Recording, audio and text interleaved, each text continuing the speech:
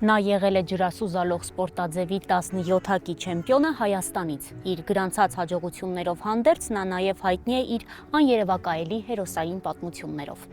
Այդ պատմություններից առավելապես հիշատակվում են երկուսը՝ 1980-ական թվականներին մարզահամերգային համալիրում բռնկված էր դեհը և Երևանյան լճում հայտնված տրոլեյբուսի պատմությունը, որից հետո նա պատմության մեջ մնաց բոլորիս շատ հայտնի հերոս Շավարժ Կարապետյան։ 1976-ական թվականներին իր սովորական զբոսանքից մեկ օր էր, երբ լսեց Շավարժը, թե ինչպես է տրոլեյբուսը հայտնվում Երևանյան լիճը։ Պահաճ կորցնելով նա հանում է իր շորերը և սուզվում Երևանյան լճի հատակը, որտեղ հայտնվել էր տրոլեյբուսը։